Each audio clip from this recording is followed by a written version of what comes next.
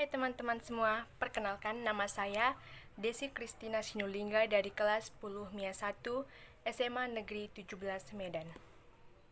Sebagai negara kepulauan yang wilayah lautnya lebih luas dibandingkan dengan wilayah daratannya, maka peran dari wilayah laut menjadi sangat penting terhadap kehidupan bangsa dan negara Indonesia.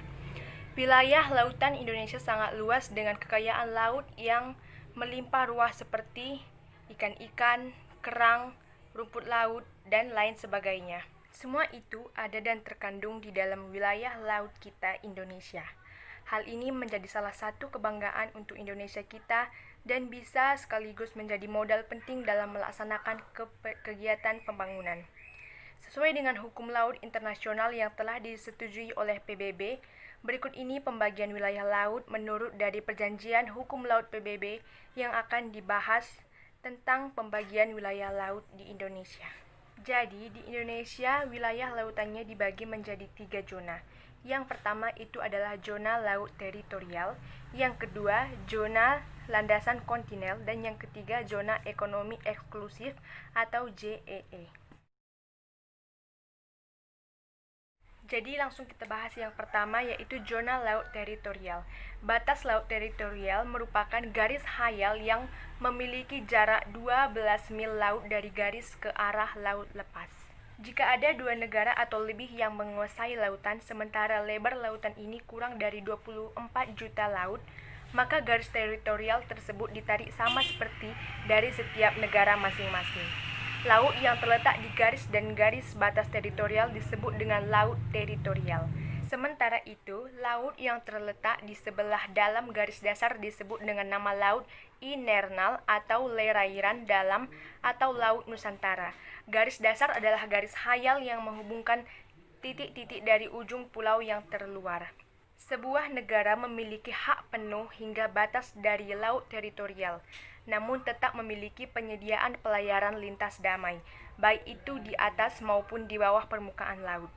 Batas teritorial Indonesia sudah diumumkan sejak Deklarasi Juanda yang ada di tanggal 13 Desember 1957.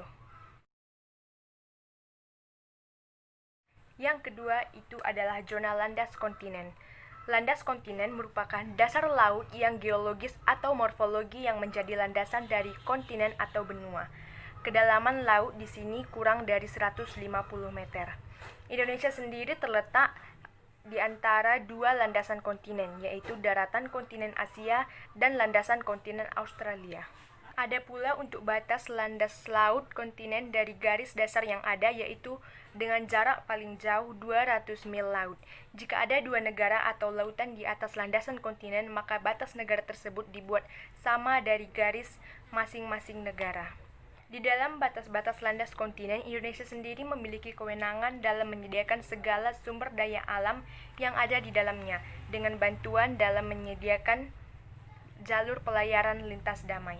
Pengumuman tentang batas landas kontinen ini sendiri telah dikeluarkan oleh pemerintah Indonesia tepat pada tanggal 17 Februari 1969. Indonesia terletak di antara dua landasan kontinen, yaitu benua Asia dan Australia. Untuk zona ini, setiap negara memiliki kewenangannya masing-masing dalam setiap manfaat sumber daya alam yang ada. Yang ketiga adalah zona ekonomi eksklusif atau ZEE.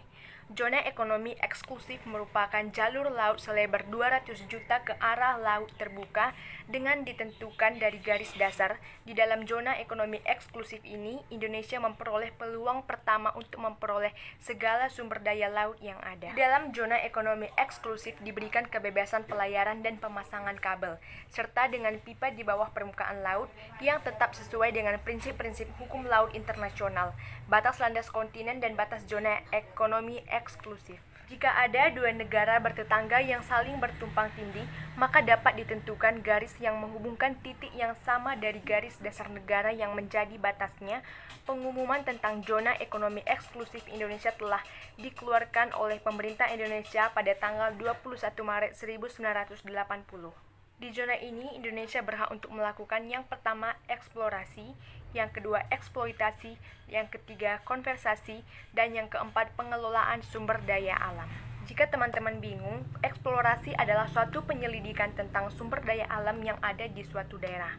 Eksploitasi itu adalah pengusahaan atau bentuk pendayagunaan sumber daya alam yang ada di suatu daerah. Dan konservasi adalah upaya untuk menyelamatkan atau melindungi sumber daya alam sehingga tidak perlu memperbaiki kerusakan.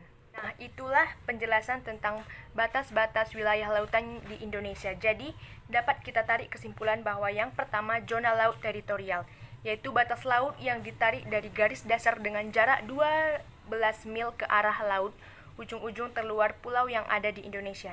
Yang kedua itu adalah zona landas kontinen, yaitu zona yang diukur mulai dari garis dasar pantai ke arah luar dengan jarak yang paling jauh adalah 200 juta. Dan yang ketiga itu adalah zona ekonomi eksklusif, yaitu wilayah lautan yang jauhnya 200 mil dari pulau terluarnya. Jadi demikianlah penjelasan tentang batas-batas wilayah lautan yang ada di Indonesia. Semoga video ini dapat bermanfaat. Terima kasih.